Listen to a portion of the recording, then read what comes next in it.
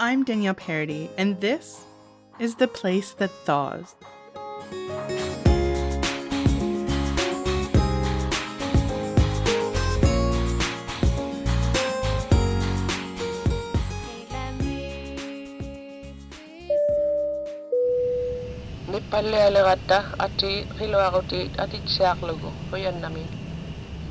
Grise Fiord is the northernmost community in Canada, a hamlet crouched against the base of a large mountain. This is a difficult place to reach. If you want to make the trip, here are the directions.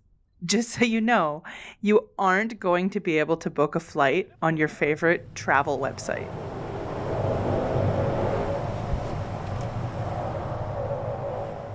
You'll need to fly into the capital of Nunavut, Iqaluit.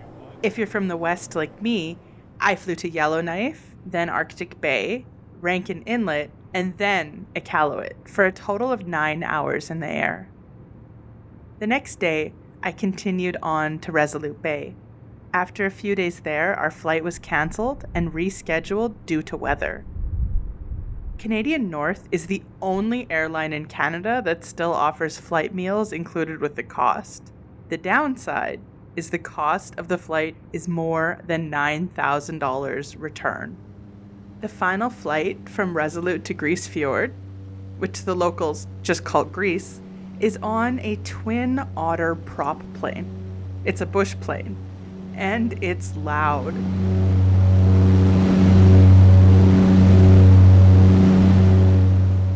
The flight takes about 2.5 hours. We had been warned about the landing approach while we were still in Resolute Bay. Here's RCMP Constable Quentin Vanderschaff and my colleague Trevor Wright talking about it back at the police detachment in Resolute. I'm hoping our flights on Sunday and Monday are go fine. So. Yeah. It seems okay right now, but... Well, it's usually not the weather here. Usually it's in Greece. That's the weather that... Yeah. It's like you'll see. It's like you pretty much like fly like right at the mountain and you turn at like the... Like it's not probably at the last minute, but it feels like the last minute. Yeah, just like, everyone keeps saying that. So. I went up to Alexander Fiord, which is one of our old detachments up north. Yeah. And so we had to fly into Greece, and it was like... It was pretty wild. And it was funny, so we landed, and then we got stuck in Greece. We were supposed to be there for like 20 minutes to get fuel. Yeah. And we ended up stuck there for an hour and a half because the main fuel guy was out on medical. Yeah. Then the backup guy, I think, was out hunting or something like that. So then we found like the main guy's son who came out to try to help us out. Then he was busy. Quentin was right. It looks beautiful out.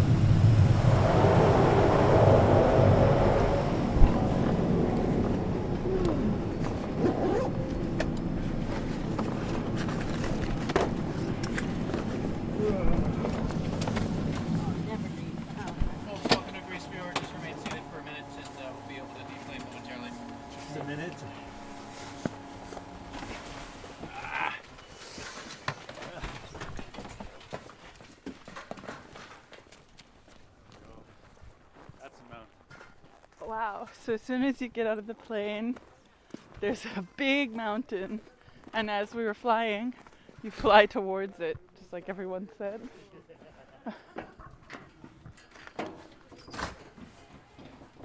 Airports in the north are happy places. I watched a young father who'd given me some beef jerky during the flight greet his excited children.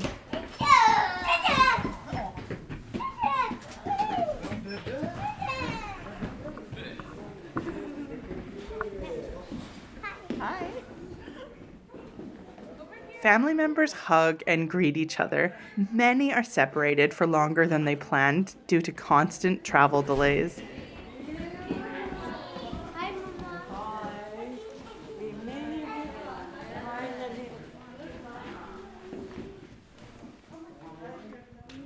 There is very little daylight at the end of October. The day we were there, the sun had risen at 11:45 and set at 2:42 p.m. It was already dark when we arrived in the afternoon. For the next leg of our journey, we were looking for a ride into town. It's only a few minutes by car, but in a community of 129 people, there isn't a cab company. Luckily, a man who worked for the owner of the hotel picked us up. Thank you. Where do we go? Okay. Go ahead. I'll pull up the pickup over there, okay? Okay.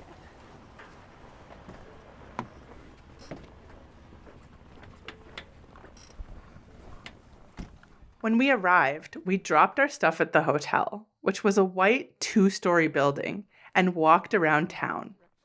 Right beside where we are staying was an old trading post. It's still dark out, but we're basically on top of Canada, so that's expected. So. It's snowing right now. It's kind of nice. Yeah. Very quiet. Christmas vibes. It doesn't take long to walk around the hamlet of 129 people, and it almost looked like an abandoned movie set. Everything was quiet, and the snow was falling.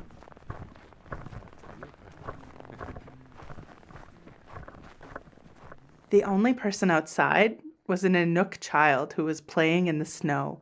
We said hello to her, and from a nearby house, someone called for her to come inside. But she carried on with her games, and we walked by. Grise Fiord is a place with 2 names. Here's Jarloo Kiguktak, saying it in Inuktitut. It's a place called Adualuk, a fishing lake down near the beach. We had a camp until I was 4 years old. We went to Pangdatum. When you're 4. I reached Jarloo Kiguktak on Facebook. He's a sweet man and the event coordinator for the hamlet of Grise Fiord, but his gentle demeanor hides a very interesting past. He has been a sergeant in the Canadian Rangers, a paleontology field technician, and the former mayor of the town. His sister, Mika, is now the current mayor. We talk about what Jarloo remembers about moving up here as a child. I asked Jarloo about the name of this place, Grise Fiord. I heard Grise Fiord means walrus fjord. Pardon? I heard that Grise Fiord means walrus, like the Grise means walrus in Norwegian. Pig? Yeah, pig, yeah. Yeah, Pig, in Norwegian. Because they make pig-like noises.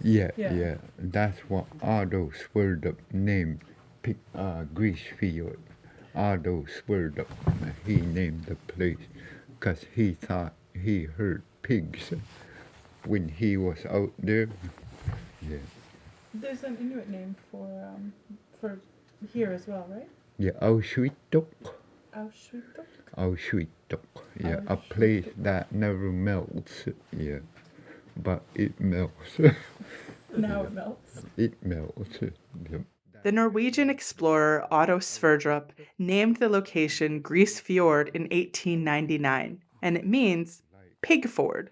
Although Greg Henry in our last episode said he didn't see as many walruses up at Alexander Fjord as he had in the past, Jarloo said you can still see them in Greece when the fresh ice comes in. Around town, do you have walruses? I've heard Grise Fiord is named. Oh yeah. This year, almost every day we were seeing narwhal. Not much beluga, but oh man, there were lots of narwhals coming around, hanging around out here, feeding. There was some walruses not long ago when the fresh ice, when it was still fresh ice, they were popping up out here. Jarloo's mother moved up here to join with her sister. He remembers there being difficult times as they set up their new life, but doesn't have the same bitterness I encounter in other people who are cajoled by the RCMP and the government. So you've lived here since you were 4 years old. What's your earliest memory of living here? When we got here, I remember being in a tent for the time waiting for a house to be built. Well, the ship was coming in to bring all the materials, and there was still no house for us.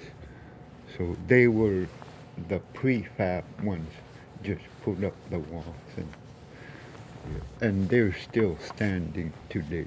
So, The original houses? yeah, Oh, yeah. yeah. Except that they've been renovated now to make them look nicer than before. But they got smaller inside, but warmer. Yeah. That time we had those old space heaters and the old stoves, but diesel fuel, that's what we had before. Yeah, we stayed in a tent for a while. I remember that because that was first time I saw hard candies from the trading store. That's just next door here. The brown building was the trading store. Yeah, I remember my mouth full of hard candies in the tent, playing on the bed. Yeah.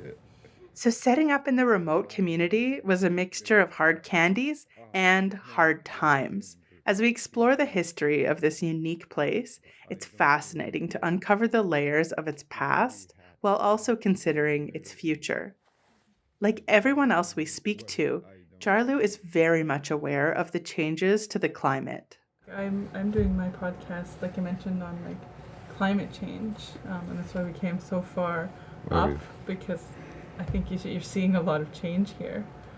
I'm seeing some changes during the days. It's a little warmer longer because the sun came up earlier. And the ice condition. Today, our open water is usually out there and we can see it from a hill, the mountains up there. Yeah, we can see it from up there and go down in less than an hour sometimes. It used to be way out to an island called Cobra Island. It used to be around there, but today the flow it just goes way out here now. That one I noticed that's a change, and it doesn't freeze way down. It stays up here, the open water. And the ice condition, when you're driving on the ice out hunting or going somewhere, the ice on top doesn't seem to melt a lot, but before, when it melted, it would melt and thin the ice because the top is melting. The ice would get thinner. But today, the top doesn't seem to change much, but the ice gets thin earlier because somehow maybe it's from the bottom, from the bottom instead from the ocean, not the sun. That's a difference I see. The ice gets thin now from the bottom. Yeah. Well, the top too, but faster at the bottom. Some areas that used to be safe are no longer safe. Yeah.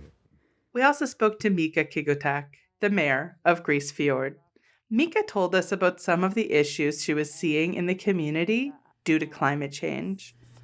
Winter comes, there's open water that's not safe for us to travel through, because we have to travel at least 100 miles or something like that to go fishing. There's no lakes near Grise Fiord. With the weather changing, affecting our community, we have to adjust to when we can go fishing, when we can go caribou hunting, even when we can go seal hunting.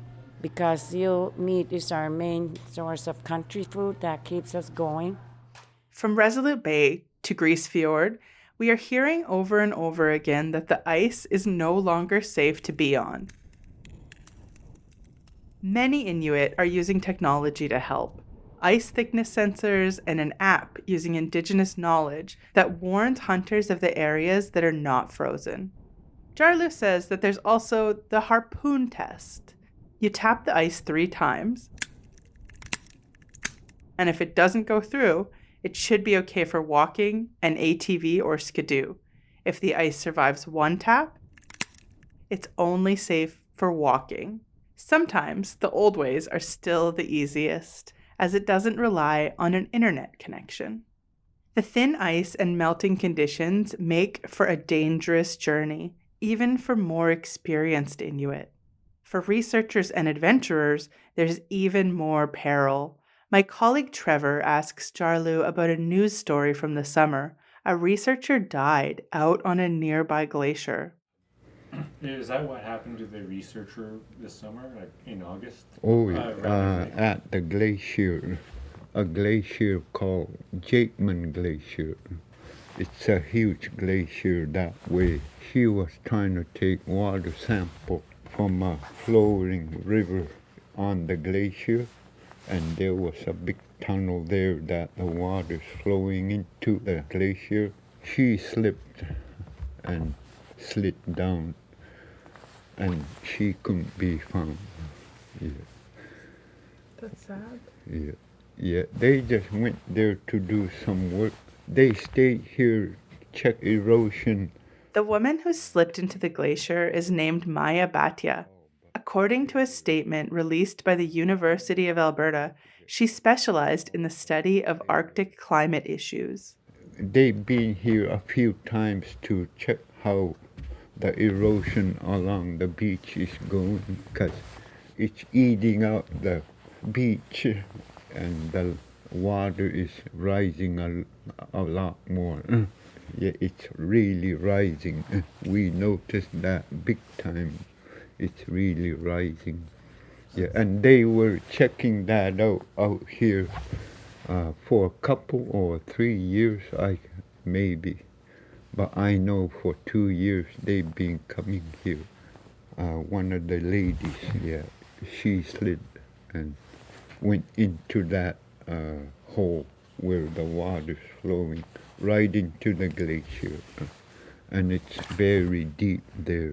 And they were looking for her, the people who were there, but they couldn't find where the exit was for that hole where the water's flowing. Because a glacier is very dangerous. I didn't know that. Yeah, there can be long cracks, and you can't see the bottom, like dark. And there's holes in springtime where the water flows from the top, the melting ice, and there's holes on the glaciers that are very deep inside. That's what she slipped into. Yeah. The coroner's office has said that Maya is considered missing because they have not found her body. I reached out to the coroner to see if there was an update, but I did not hear back. How did the community respond? That must have been shocking for people. Oh, the community was hurt because we got to know her. We got to know the scientists here that's been coming in. Yeah, we got to know them big time, and that was sad to suddenly hear that what happened over there. Yeah. The Intergovernmental Panel on Climate Change, or IPCC, has found that a mass ice loss from Arctic glaciers between 2006 and 2015 have contributed to a sea level rise. Scientists mostly agree that rapid ice loss may be irreversible. This is why it is so important to recognize both that climate change is happening and that it is man-made. A reduction in fossil fuel emissions can help to reduce, but not stop, some of the climate-related issues, like animal migration, melting permafrost, and coastal erosion already present in the north. Still, by 2030, scientists are predicting that the place that never melts, Grise Fiord, and the place that never thaws, Resolute Bay, will have no summer ice by 2030.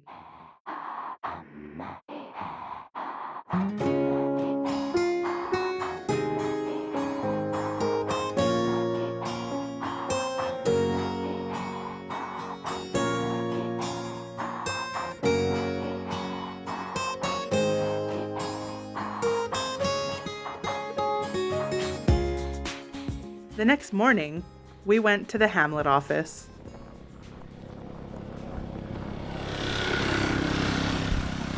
There's Jarloo. Morning. Morning. How are you? What's your name? Danielle. On the way, I met a new friend. Yeah. we're- I'm Martha. Martha, nice to meet you. Nice to meet you. You going for a walk or are you heading somewhere? I'm gonna hand it. Oh, you're working at the Hamlet? Yeah. I'll walk with you. Okay. I think we're gonna talk to Larry. So this is the main Hamlet office? Yeah. Oh, okay. We went to meet someone who literally wrote the book on the relocation. How long have you lived here? Since I was 3 years old. Where were you born? Kiguktak, northern Quebec. So were you a part of the relocations then? Yeah. Larry Adualuk, who wrote What I Remember, What I Know, spoke to us the day after we interviewed Jarloo. You wrote a book about your life and exile in the high Arctic. Can you tell me what the book is about? The experiences I've had, and a story from our point, how we went through it, versus what the government said. And you can read it and you can see the government side and what we went through. What would you say is the biggest difference between what the government says and what you went through? How they did not tell us exactly why they brought us. It's very, very complicated, really. It's the program, they call it rehabilitation program. This is where they told Canadians publicly for the record and had a special news reel put it in the news, and they call it rehabilitation program. And it starts off with the music, the way the documentary started. And it says, today is the moving day, and from there on they start saying what was involved in general. Larry described for me the beginning of a news story about the Arctic relocation. This made me curious about what the news of the day had to say about it. I did a deep dive into 1953, the beginning of the relocation, from the digitized newspapers I was able to access. The word Eskimo isn't used anymore to describe Inuit in Canada, but at the time it was common. It was also used for both a group of people and the name of our football team in Edmonton.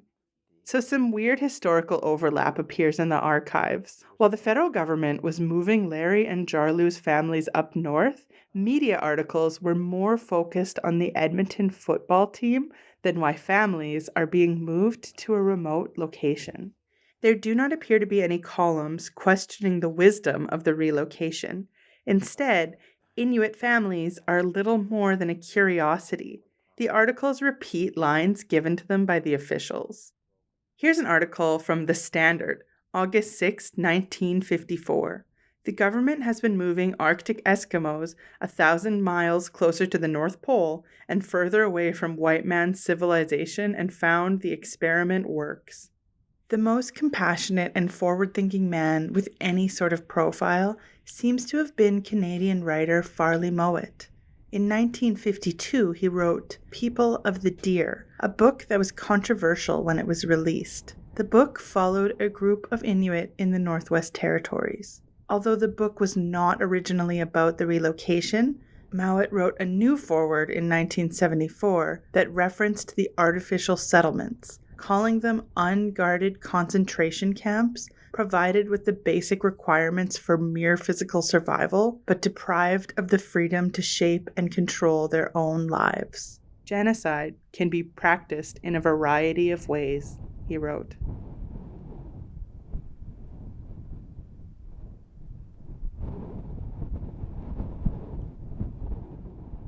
Officials said he blended fact and fiction. He blamed the Canadian government for stamping out a way of life for the people of the North. Almost 60 years after his book, the findings of the Kiguktak Truth Commission seem to agree with Mowat. One of the findings, forced relocation of Inuit, which resulted in family separation, loss of community and culture in order to create 13 permanent settlements where Inuit were promised a better life that did not materialize. Larry, for his part, thinks it's important to remember that the move was about Canadian sovereignty.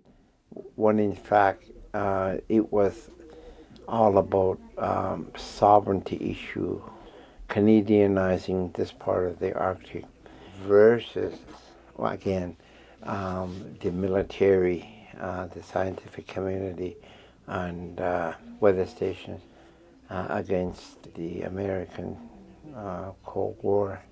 It was all turns out to be part of a Cold War during the 60s with the Americans and Russians. And when they started building dew line sites. DEW line stands for Distant Early Warning Line. They were radar sites to detect Russian bombers flying over the Arctic.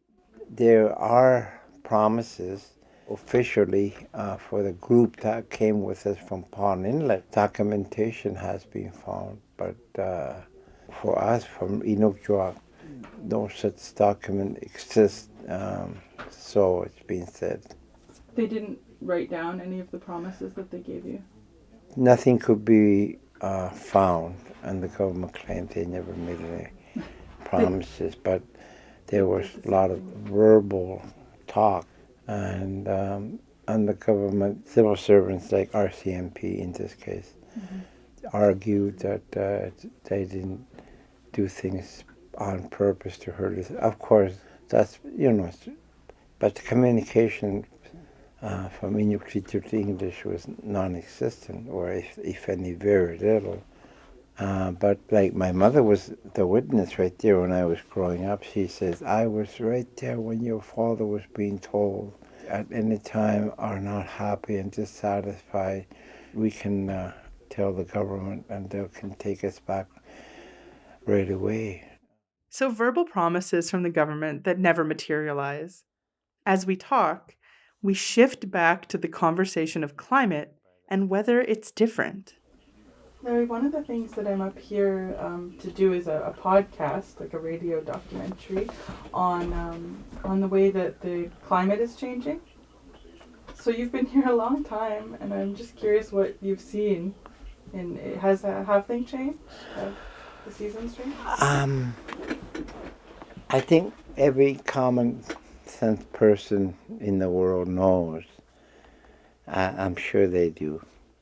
We talked about the changes Larry has seen since he was a child in Grise Fiord.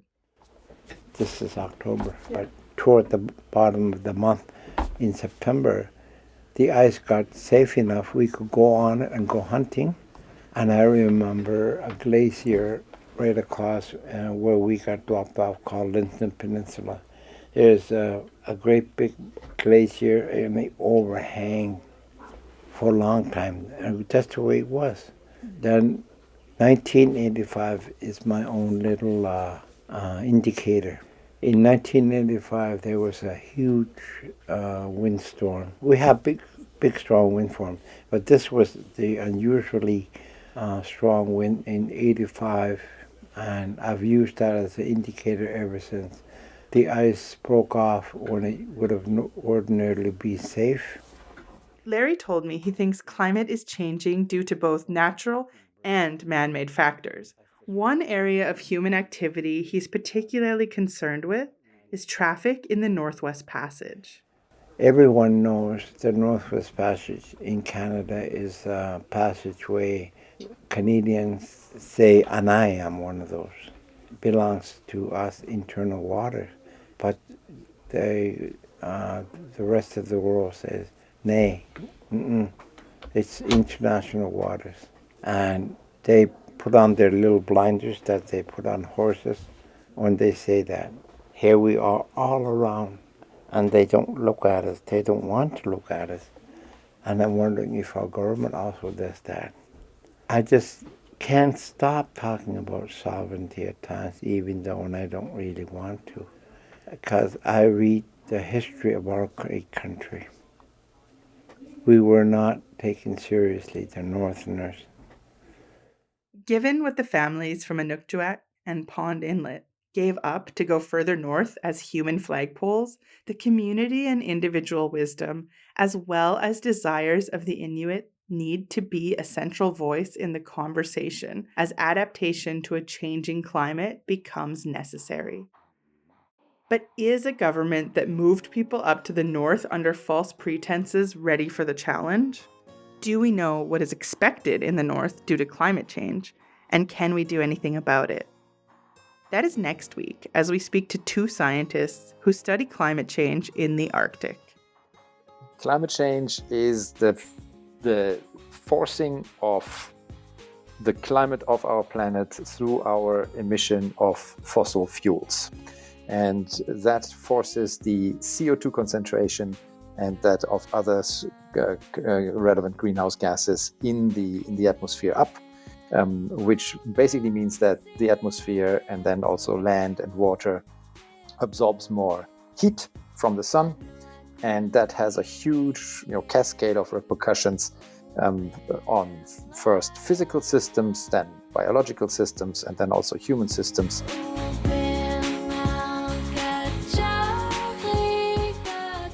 The Place That Thaws was written and recorded by me, Danielle Paradis, edited by Jesse Andrushko, produced by Mark Blackburn. You can find this and other APTN podcasts on Spotify, Apple Podcasts, or whatever podcast app you currently use. The title music is by Angela Amarulik. Her song is about the springtime. You can find her music on all major streaming platforms. All the sources for the show can be found in our show notes.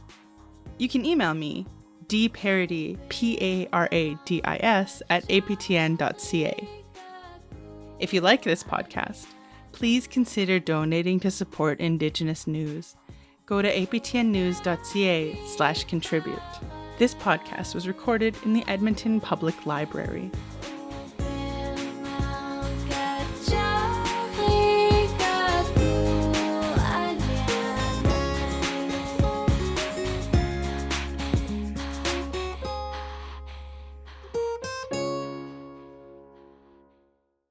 Hello, I'm Rick Harp, host of APTN News Brief, a daily podcast version of the nightly broadcast of APTN National News. Available on all major podcast platforms, APTN News Brief is your quick way to hear the headlines every weekday morning. Learn more at aptnnews.ca/podcasts.